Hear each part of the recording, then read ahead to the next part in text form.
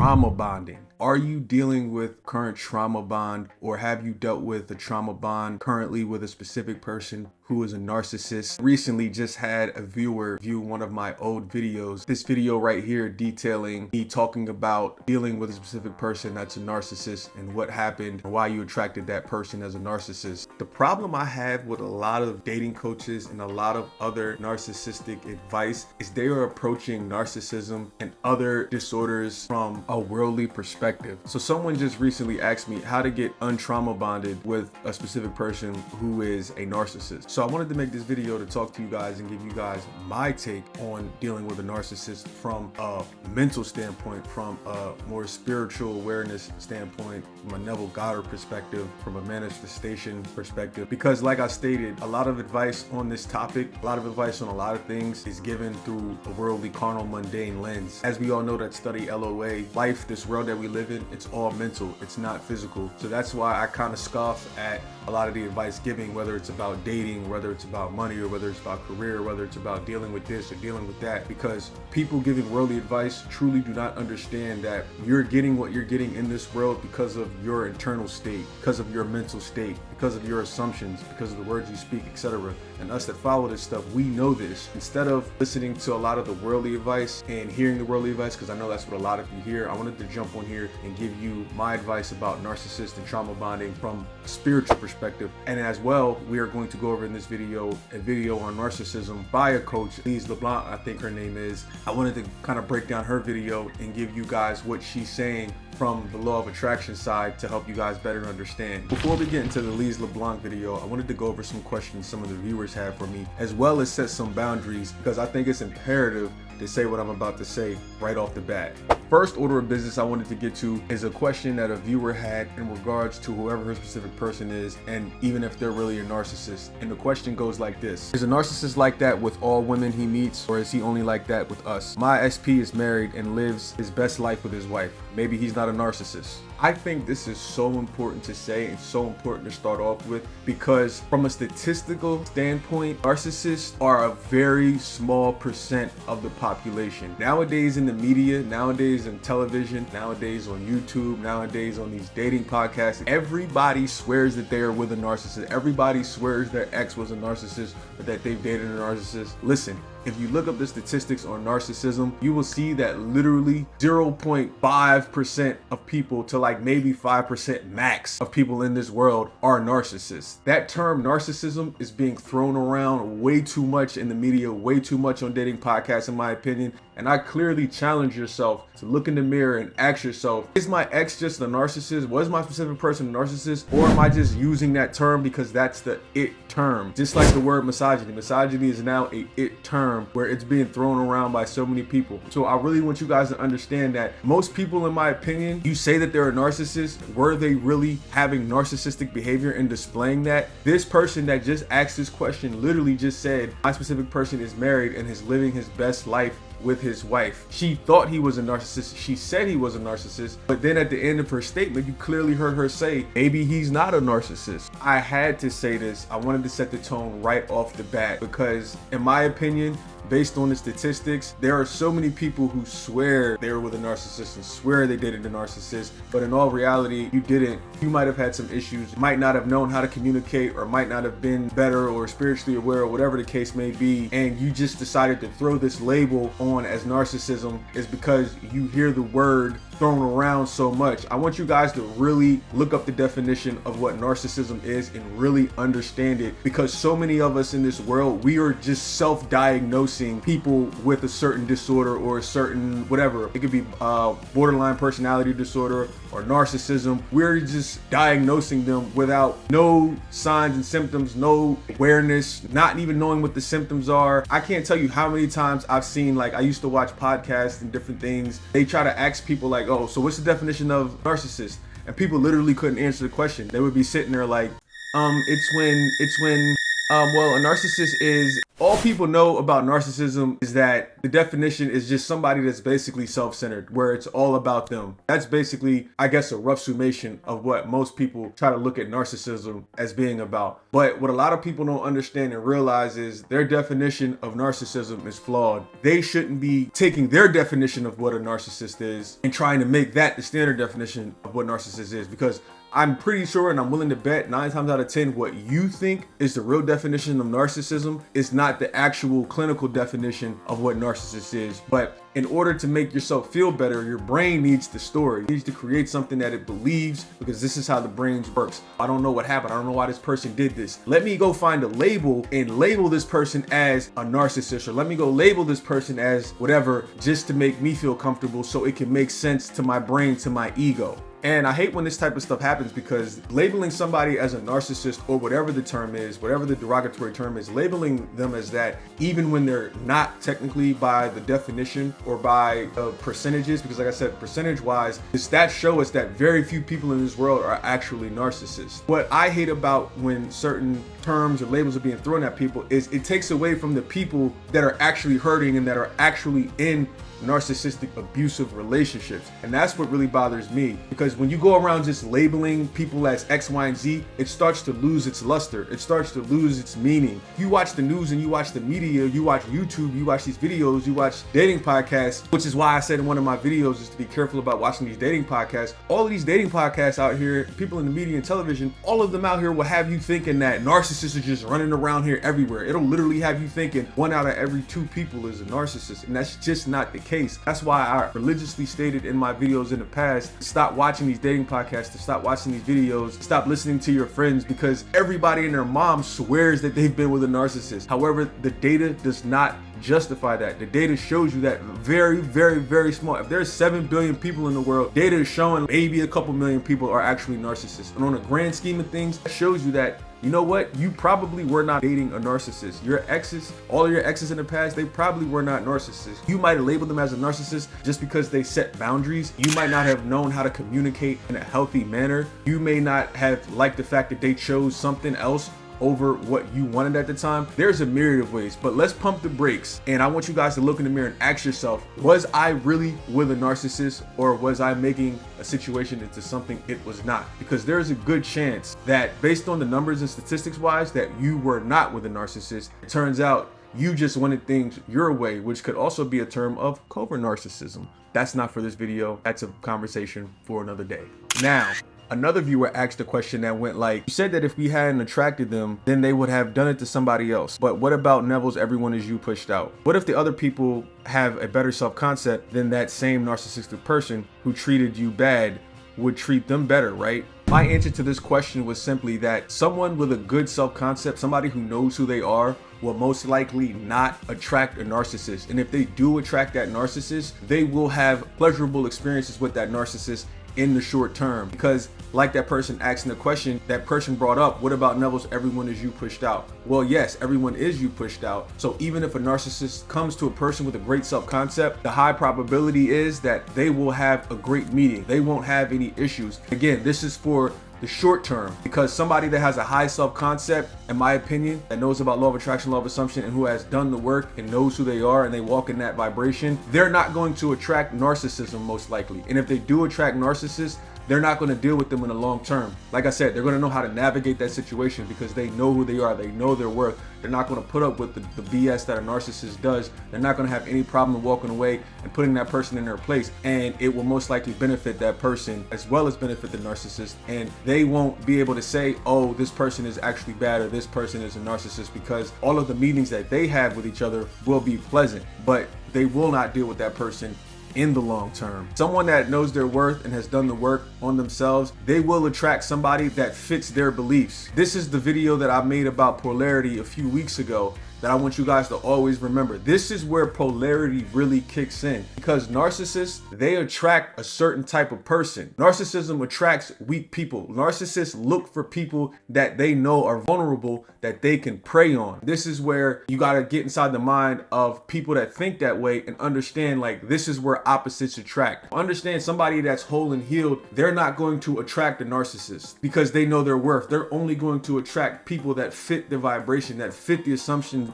that they have about themselves in their lives. This goes back to law of assumption. Whatever you assume is what you attract. So if you're a person that grew up a certain way and you assume and you constantly think to yourself in your inner dialogue, your inner conversations are, I'm not worthy, I'm not good enough, I'm second best, I'm third best, then guess what? You're going to, through the law of polarity, you are going to attract somebody which is most likely going to be a narcissist that's going to take advantage of those qualities that you assume about yourself, because the assumption goes out there and the assumption is what attracts whatever that matches that assumption. So if you live in the assumption, like Neville says, if you're living in the assumption that I'm not good enough, I'm not worthy, well, guess what? That's when the narcissist comes right along and says, boom, I got you, because you have what I need, I have what you need. And that's when the narcissist becomes a perfect match to someone it knows it can damage and destroy. Now, second order of business, let's get into this video with Liz LeBlanc so she can explain to you guys the signs of you're dealing with a narcissist and trauma bonding. And then let me break this video down for you guys as we go along. For over a decade, and today I'm talking about trauma bonds, and I will provide you with 10 signs that you are trauma bonded. At the end of this video, I will give you 3 questions to ask yourself to give you clarity about the reality of your situation, and I will give you the ultimate test to know when your trauma bond is broken. If you like this video, please subscribe to my channel and click on the notification bell so you don't miss anything. Trauma bonds are strong emotional attachments that are formed towards an abusive person as a result of recurring patterns of intermittent rewards and punishments. As a trauma bond strengthens and deepens, the victim loses their sense of autonomy and their sense of self. A trauma bond can cause you to remain in an abusive relationship far longer than your own logic would dictate under normal circumstances. Or it can cause you to go back to the destructive relationship even though you rationally recognize that it's ruining you. Unfortunately, the long-term effects of trauma bonding can last long after the relationship is over. Some long-term impacts of trauma bonding include loss of self-esteem. Trauma bonding, she just said, can last a long time after the relationship is over. Trauma bonding, in my opinion, this is the same thing with soul ties and all of that other type of stuff. All of this stuff simply means is that you still have an emotional and mental connection to a person still. But what I want you guys to understand is that trauma bonding, like everything else, is a choice. Trauma bonding, when you have a trauma bond with somebody, when you have that mental and emotional connection with somebody, that is simply a choice. Same way waking up and being happy is a choice. The same way being in love is a choice. See, people don't think these things are choices. All of these things are 100% choices. Waking up, deciding to be happy is a choice. A lot of people, they give their happiness away because they put other people in control of their happiness. They put their specific person in control over their happiness. They put, oh, my day has to go well in order for me to be happy. I have to have a great day at work in order for me to be happy. Whereas somebody like myself, I don't put my happiness in any of these things because I wake up every day and I decide to be happy regardless of what goes down, because it's a conscious choice that we make. Most people put their happiness into other things. Don't do that. Don't be that person. Most people think that they don't control love or they can't help who they love. To me personally, in my opinion, that's a lie. You choose who you love. It's a conscious choice. The same way you choose to stay trauma bonded with somebody that is no longer healthy for you. You can become untrauma bonded from a person when you simply decide to walk away, when you simply decide enough is enough. That person no longer has control over you once you decide mentally and emotionally you are going to break free of those chains. So please remember, if you feel that you are trauma bonded currently, or even if you're not together in a relationship with a specific person or whoever this specific person may be, if you feel like you are trauma bonded or you feel like there's soul ties, there isn't. It's simply you have a mental and emotional connection with a person, and for whatever reason you are refusing to let that go. But you can let it go once you decide to let it go. They don't have a hold over you. There's nobody doing black magic or voodoo, whatever the case may be. Negative self-image, anxiety, panic attacks, depression, obsessive thoughts, compulsive behaviors, and so much more. And you can find these negative effects in my video called The 7 Stages of Detoxing from an NPD or BPD Relationship, which I tagged at the end of this video. So whether you are still in this relationship or out of it, either by choice or by discard, these 10 signs will help you identify whether you were or currently are trauma bonded. So here are the 10 signs. 1. You are convinced that the narcissist is a good person with good intentions, who loves you and cares about your needs despite heap loads of evidence to the contrary. So, if you created a chart or a timeline of your relationship and you wrote down all of the significant events that have happened since the beginning, both the good and the bad, and then looked at it from a rational, objective perspective, ask yourself, what advice would you give a friend who is in the exact same situation and relationship? If that advice is to run as fast as possible, but you still can't leave, then there is a good chance that that is due to trauma bonding. Number 2, you are walking on eggshells, watching everything you say and do to avoid upsetting her. You see your actions as the cause of her abusive behavior and believe that if you can just change in the right ways, stop doing things to provoke her, or just show her enough love and safety, that you will be able to change, fix, or rescue her, despite the fact that things have been getting progressively worse over time. This is a big one. Walking on eggshells, being afraid to make somebody mad, pissing somebody off. I want you guys to all understand something. This is all a result of everyone as you pushed out. So understand that way to fix this isn't to try to change them by words or change them from going to therapy, whatever the case may be. It's an internal change. As I've said in many of my videos in the past, the life that we live is mental. It's not physical. So the solutions must be mental. The solutions must not be physical. Physical solutions in a lot of cases will not work for the long term. So in order to make the narcissist change, in order to make the trauma bonding change, you have to change the mental story that you're telling yourself about the situation. You have to change the mental story you're telling yourself about the narcissist. That's how you make them change. Number 3, you greatly appreciate minimal efforts and gestures from the narcissist, and you rationalize, minimize, justify, excuse, and tolerate their abusive behavior. Number 4. Yes, this goes back to my point earlier when I talked to you guys about knowing your worth. When somebody doesn't know their worth, when they don't know how valuable they are, when they don't know that they are cherished, they are loved, they are first best, they are the prize. When somebody does not know that, they are going to accept breadcrumbs. And those breadcrumbs are going to seem and feel as if they are a 5-star meal, even though they are not. You will literally have a whole bread over here, a whole loaf of bread, or a whole pizza, or a whole cake, or whatever the food is, and your specific person, whoever that may be, or whoever the narcissist is, they will literally give you crumbs. You guys will be happy with that, but that goes back to not knowing your worth. Like I said, a person that knows their worth will not put up with this, and they will not attract a narcissist, because if everyone is you pushed out, when you know and your self-concept is changed, you will attract somebody that does know your worth, that does know you are first best, that knows you are loved, that knows you are worthy. Vice versa for the person that doesn't know that. And that's why taking crumbs can be amazing to somebody who doesn't know their worth. Everything that's said, blaming yourself, questioning yourself for not being good enough, not being able to find a way to get to that fantasy future.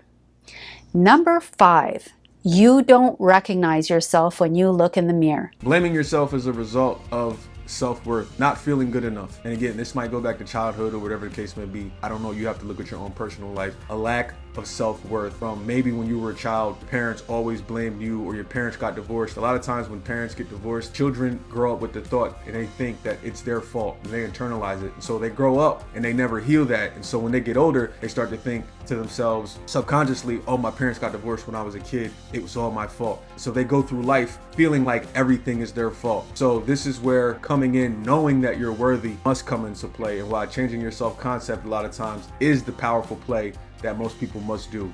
Your self-confidence, your self-worth, and any self-love you may have had for yourself, gone. Your behaviors, your personality, maybe even your looks have changed to accommodate what the narcissist wants and needs. Yet they are not willing to accommodate your needs in any way. Number 6, you are contributing a great deal to the relationship and getting mostly pain, suffering, and punishment in return. And yet you maintain false hope and you future fake yourself despite knowing that things are not improving. And if they do improve, it's very temporary, just long enough to appease you and lure you back into the web of confusion.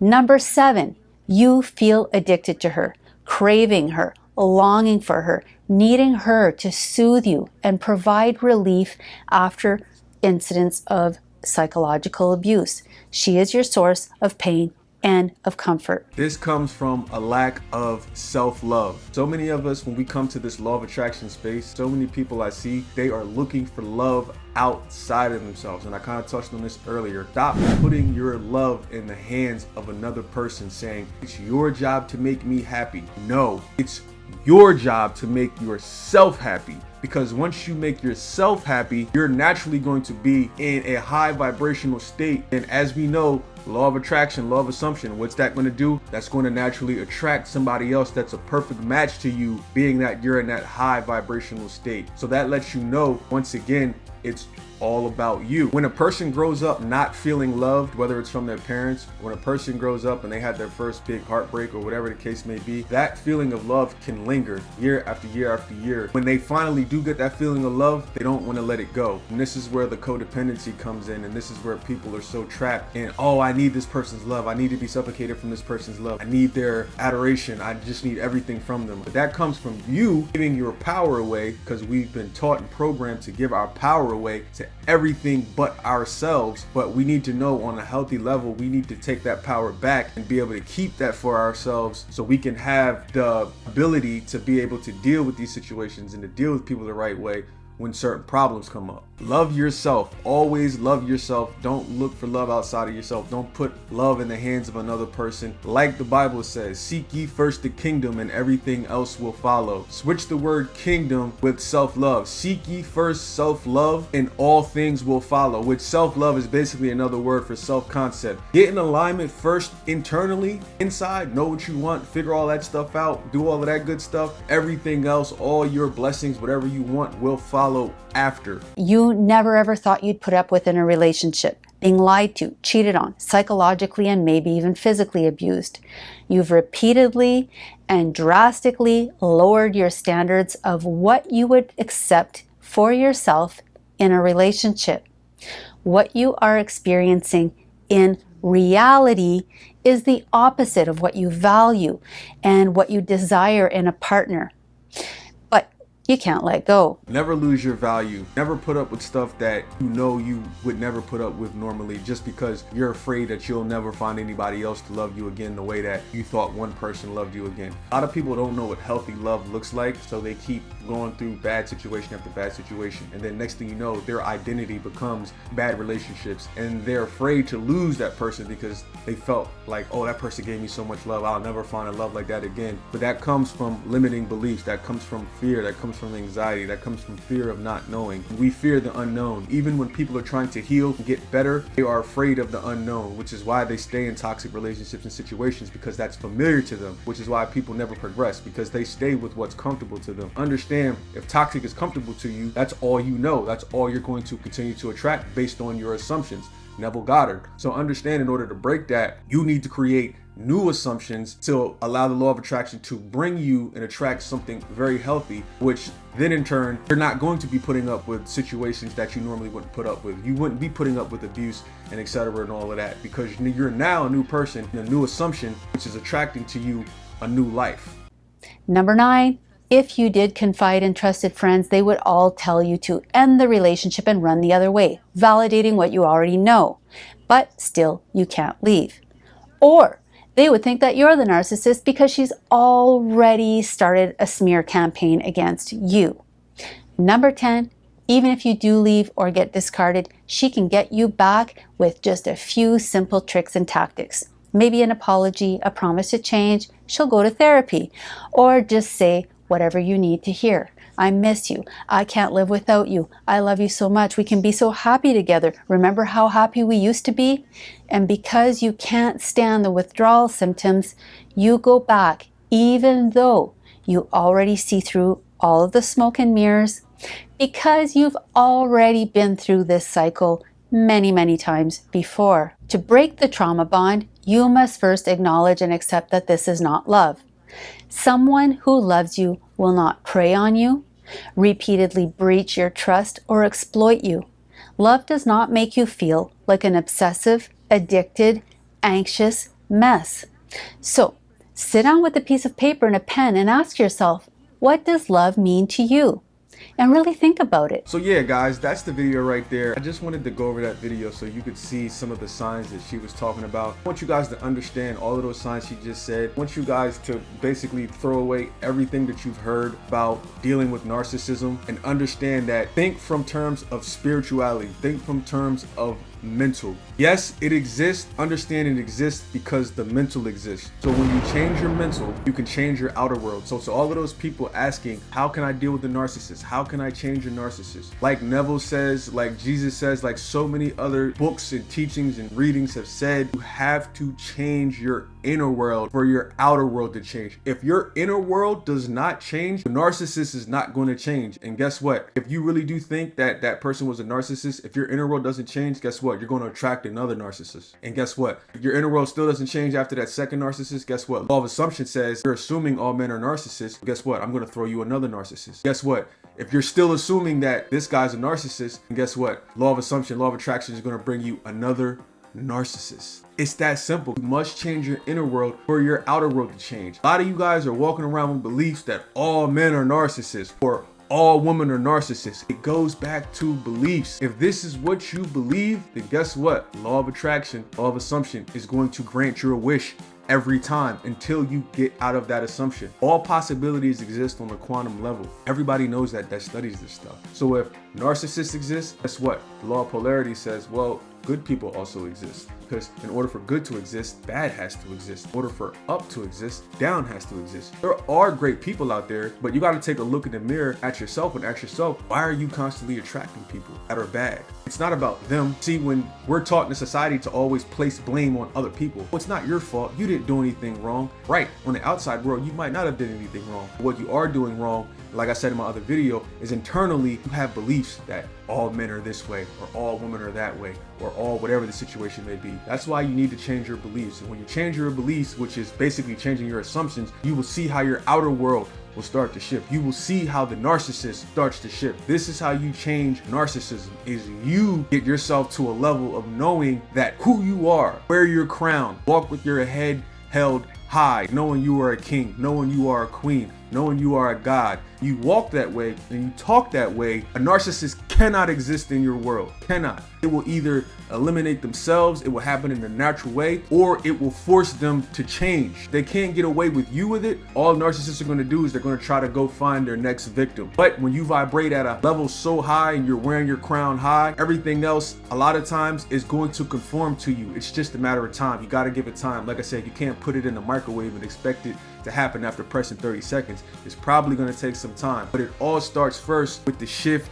of changing your assumptions within about the narcissist. Change your assumptions about men and women. Change your assumptions about who you are. Change all of your assumptions about this person being a narcissist. Stop telling yourselves this person is a narcissist. Stop telling your friends this person is a narcissist. Stop having that vocabulary. Stop diagnosing it as that, because you keep speaking it into existence the more you keep saying that. Change your words, change your inner conversations, change your assumptions. Watch the narcissist either change or magically disappear from your life. Thank you for watching this video. If you enjoyed it, make sure to click the next one, because I'm sure you'll enjoy that one too.